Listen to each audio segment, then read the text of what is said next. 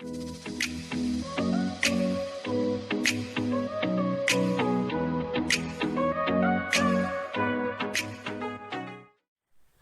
friends, welcome back to another session of Core Java tutorials. So we'll see a topic today which is assigning object reference variables. So what's the meaning of that is we can assign one object reference to another object reference. We'll see how to do it.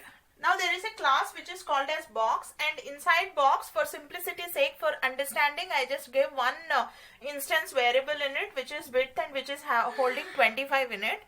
And here in test class we have created an object, and the object is referred by a variable which is b1. Okay, so inside the memory, so this is inside the heap. Like inside the heap, the object is created by the new operator, and this is on the stack, and there is a variable which is called as b1, which is also called as object reference variable, and this object reference variable will be pointing to the the object, okay, so which is there in the heap. Now we'll create another object reference and try to assign and see what will happen. So I'm creating another object reference which is b2, okay, and I'm assigning b1 to b2. So what happened? I assigned b1 to b2. What happened with this particular assignment? So with this particular assignment, generally we may think that there is another object created and that is pointed by b2, but it is not like that. There is only one object wherein there are two reference variables. So with this assignment, so what happened is there is only one object with two reference variables. So what happened now is we have created another reference variable which is b2, and b2 will also be pointing to the same object. Now you can see that there are two reference variables which are pointing to the same object. It is not like b2 is also having another object which is width is equal to 25. So generally students generally try to think in this manner, but it is not like this. It is like we are creating another reference which will be pointing to the same object. Okay, so hope everybody understood what will happen when we are assigning it. Okay, so if you try to print this width by using, I am just writing system.out.println, and if I say b1.width, then the output will be 25. Okay, so and again if I try to print b2.width, again the output will be 25.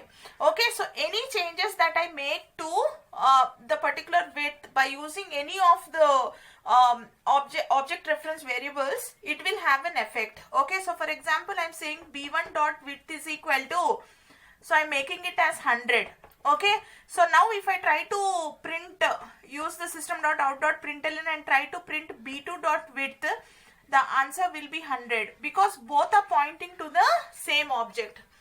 Okay, so I hope everybody understood this. I'll repeat this again.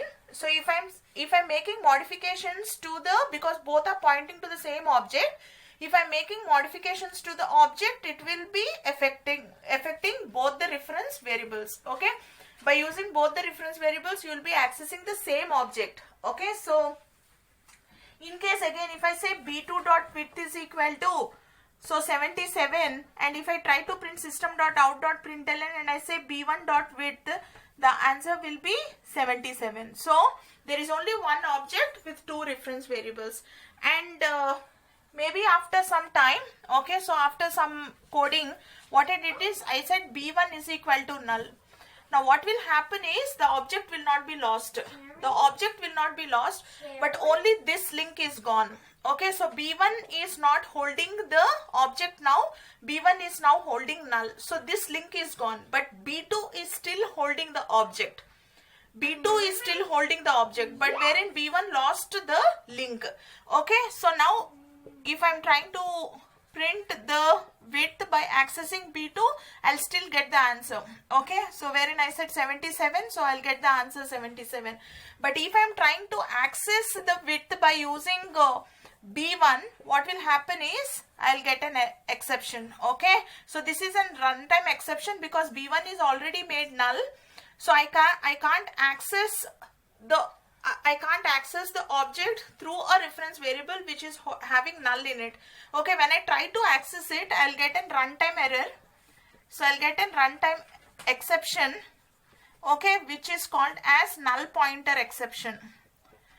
Okay, so null pointer exception is occurred when you try to access the object with a reference variable which is having null in it. So I'll get a null pointer exception when I try to access the values, because B1 is already having null and I cannot access it because this link is already gone. Okay, so like this you can assign object reference variable.